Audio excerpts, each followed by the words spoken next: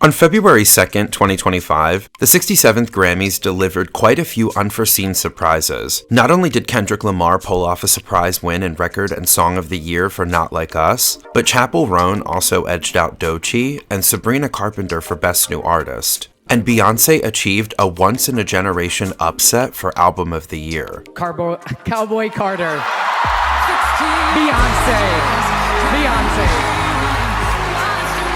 Beyoncé's Album of the Year victory for Cowboy Carter is significant because of the history behind her nominations in the country categories, but also because of her triumph over a voting body that seemed absolutely hellbent on never giving her Album of the Year. Beyoncé being snubbed for Album of the Year had become somewhat of an inside joke within the music industry, with her husband, Jay-Z, directly addressing it the previous year while accepting the Dr. Dre Impact Award. I don't want to embarrass this young lady, but she has more Grammys than everyone and never won Album of the Year. So even by your own metrics, that doesn't work. Think about that. The most Grammys, never won Album of the Year. That doesn't work. A lot of online debate has erupted, mostly from Taylor Swift and Billie Eilish fans, who feel that Beyoncé's win was undeserved. It's not groundbreaking to say that the Grammys suck, because they absolutely do, but 2025 has been one of the craziest and most satisfying years at the Grammys in recent memory. Beyoncé's win was not only unexpected, but it also raises the question, why this album? Why did Cowboy Carter finally earn her the elusive Album of the Year Grammy when her arguably stronger works, like Lemonade and Renaissance, were overlooked by the Recording Academy? Beyoncé had received 5 Album of the Year nominations before finally winning with Cowboy Carter. But instead of the win feeling like the ultimate victory, it felt bittersweet. The general sentiment seemed to be that while people were happy for Beyoncé, they were dissatisfied with what she won for. Considering Beyoncé was up against Grammy heavyweights like Taylor Swift and Billie Eilish, the 2025 Grammys became a true showdown of powerhouses within the music industry, making the ceremony highly unpredictable. In this video, I want to review the 2025 Grammys, specifically the Album of the Year category. I want to examine the other nominees and their odds of winning the top prize. And lastly, I will take a closer look at Beyoncé, the Grammys, and why, after so many snubs, she finally won Album of the Year.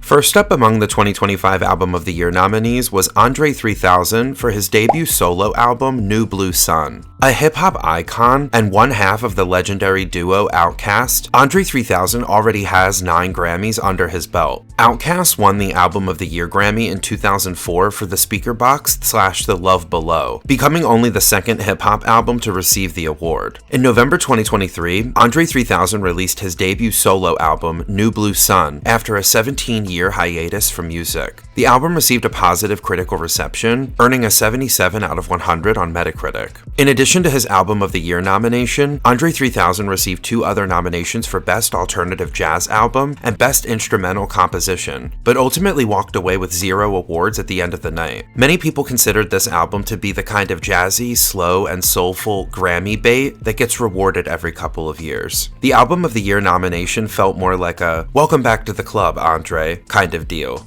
To me, the nominations signaled the promise of a successful solo career, but the nominations are the win. Jacob Collier is a bit of a Grammys favorite. He has received 15 nominations and has won 7 Grammys, mostly in the Best Arrangement, Instruments, and Vocals category. He basically dominates that category every year, and yes, he won again this year. Jacob was nominated for Album of the Year with his album DeJesse Volume 4, along with 2 additional nominations. To be honest, Jacob Collier has been a frequent Album of the Year nominee in recent years, but I have never once considered him a serious contender in any of the years he has competed. He is a very artistic choice for Album of the Year, and I think the Grammys would receive a ton of backlash if he ever won the prize, because his music is so niche, and it would feel like a Beck Morning Phase kind of win in 2015. I'm not sure who runs his Grammy campaigns, but they deserve a raise. Sabrina Carpenter arguably had one of the biggest years of any musical artist in 2024, scoring 3 top 10 Billboard hits in a relatively short period of time. The first was her song Espresso, which peaked at number 3 on the Billboard Hot 100 in June of 2024. Later that same month, her other single, Please Please Please, peaked at number 1. 3 months later, in September, her single titled Taste debuted and peaked at number 2. Taste was a part of Sabrina's launch for her 6th studio album, titled Short and Sweet, which would go on to spend 4 weeks at number 1 on the Billboard 200. Sabrina received 6 Grammy nominations, including nominations in all of the big 4 categories, ultimately walking away with Best Pop Solo Performance for Espresso and Best Pop Vocal Album for Short and Sweet. Honestly, I think Sabrina's best chances outside of the pop categories were Best New Artist and Record of the Year for Espresso, given how much that song was overplayed and used on social media. 2024 was a very pop-heavy year, and while Short and Sweet was one of the best pop albums, it wasn't the strongest contender in the category. I didn't expect Sabrina to go home empty-handed, so her wins in the pop categories make the most sense.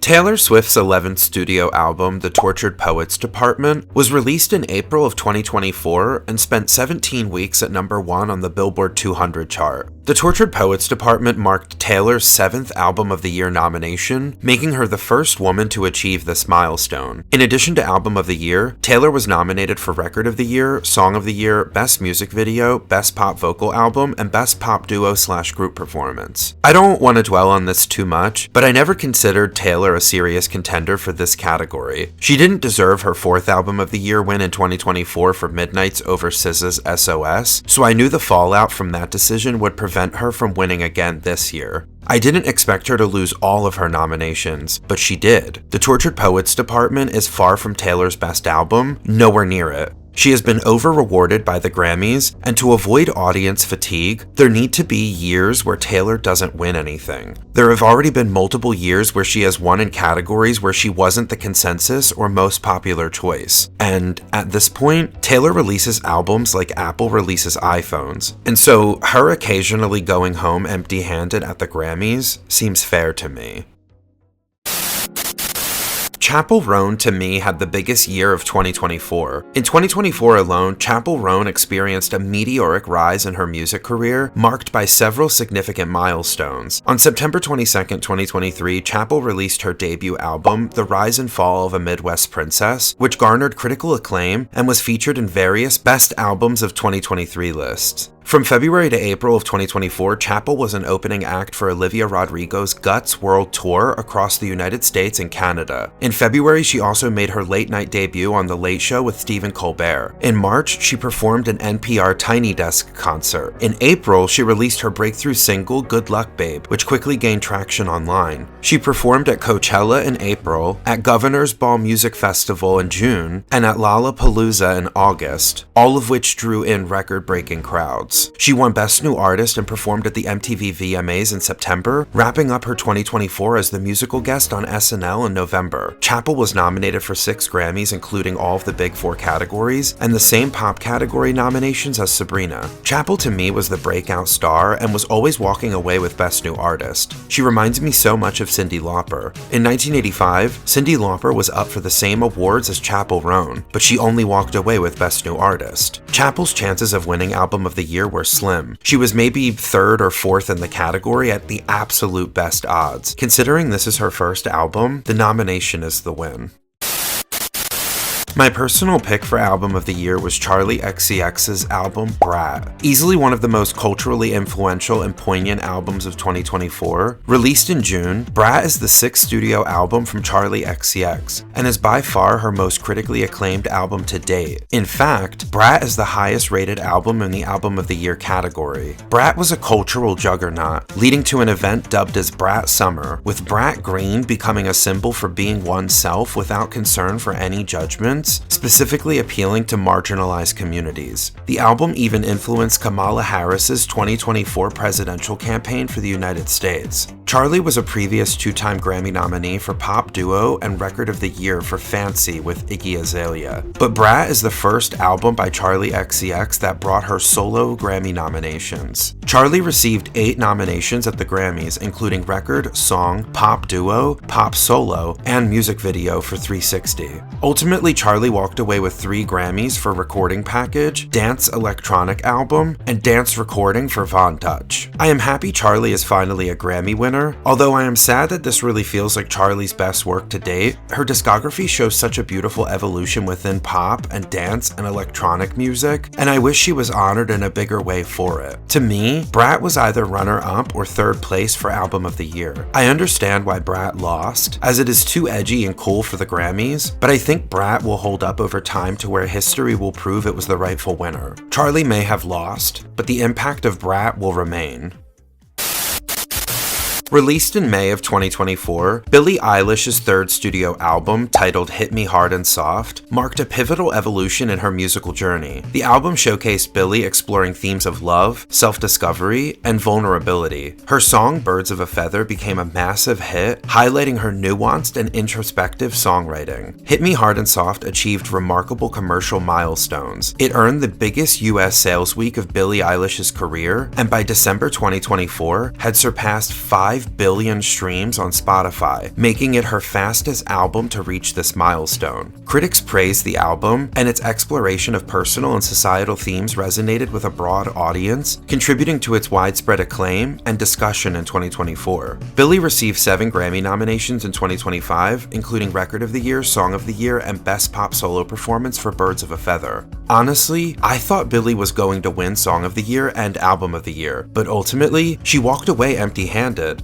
It's wild. Billie Eilish and Taylor Swift are 2 of the Recording Academy's biggest favorites, yet both lost every award this year. So why do I think Billie lost? It's the same situation as Taylor. Billie previously won all 4 major Grammy categories in 2020 for her debut album When We All Fall Asleep, Where Do We Go? Since then, she won Record of the Year in 2021 for Everything I Wanted, and Song of the Year in 2024 for What Was I Made For? I know a lot of Billie Eilish fans are outraged over her Grammy losses, but I just want to say this. Grammy fatigue is real. If Billie is seen as over-rewarded, it could work against her in future years. The fact that she's only 23 years old and already has 9 Grammys means she'll likely end up winning dozens more in her career. Just like Taylor, I think it's okay if the occasional year goes by without Billie Eilish winning any Grammys.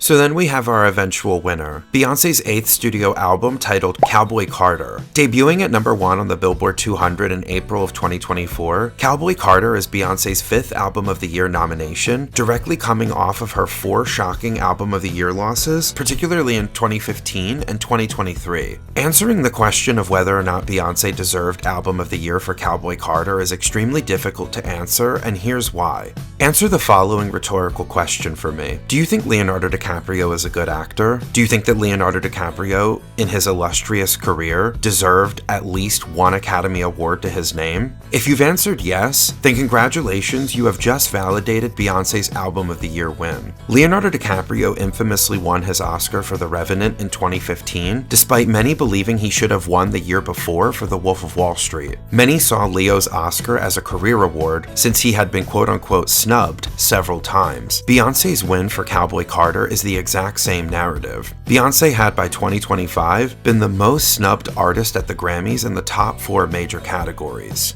Did Beyoncé deserve to win with her self-titled album over Beck in 2015? Yes. Did she deserve to win for Renaissance over Harry Styles in 2023? Also yes. Did she deserve to win in 2025 over Billie Eilish and Charli XCX? That is difficult to say, but I am going to ultimately say yes, with some caveats. Beyoncé had less streams and overall exposure with Cowboy Carter than, say, someone like Billie Eilish, but she blended several genres into a compelling primarily country album that still maintained its Beyoncé roots. I think people see Beyoncé as over-rewarded, but fail to see why this is just not true. Yes, Beyoncé is the most awarded artist of all time at the Grammys. Thank you for stating the obvious, but Beyoncé, out of every Grammy she has, only has 1 Grammy in a major category for Song of the Year with Single Ladies in 2010. Winning Best Urban Contemporary Album is not the same thing as winning Album of the Year. Beyoncé for the last 25 years has been awarded in primarily untelevised sub-genre categories that the Recording Academy boxes mostly people of color into. Beyoncé's win in the country categories is not only history-making, but it marks the turning point for a predominantly white country music industry that cannot stand the sight of a black woman coming in and having success in their field. Beyoncé is from Houston, Texas, and her earliest music roots began in country music. Country music, as a genre in the United States, originates from and continues to be upheld by black artists. The mostly white audience speaking out against Beyoncé's win signals that her victory is a reckoning for one portion of the audience and a moment of celebration for another. Despite earning 99 Grammy nominations, the most of any artist in history, Beyoncé has only now received her first Album of the Year Grammy.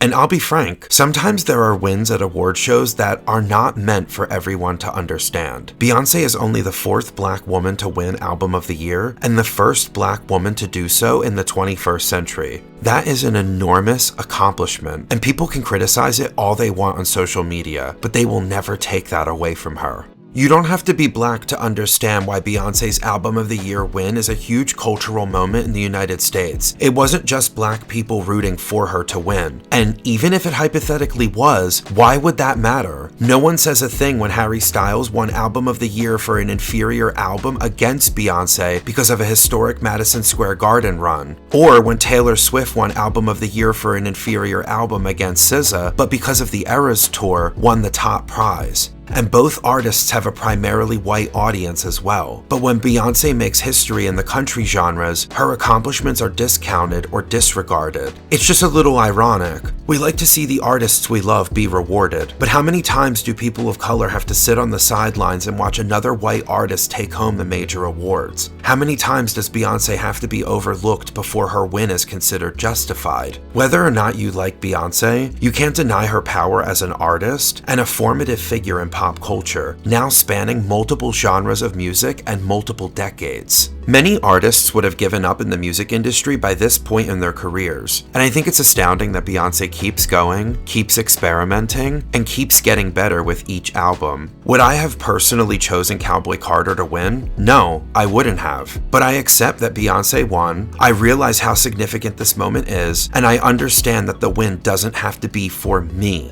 The Grammys are often considered the biggest night in music, yet every year they become the subject of online debate for weeks, only for people to inevitably forget about them until the next ceremony when the cycle repeats itself. But sometimes there are those few wins and losses that stay with you, the ones you never forget, the ones that late at night make you think, hey, I'm really happy that they have a Grammy. I hope they're doing well. Or the ones that make you think, damn, I wish they had won that Grammy and received the proper recognition that they deserved. One thing remains certain. Beyoncé's Album of the Year win for Cowboy Carter will inspire a new generation of young black musicians who may want to pursue country music. And because Beyoncé has opened that door, they may now finally have the opportunity to walk through it. If Beyoncé's win meant nothing to you, perhaps the message just simply wasn't meant for you.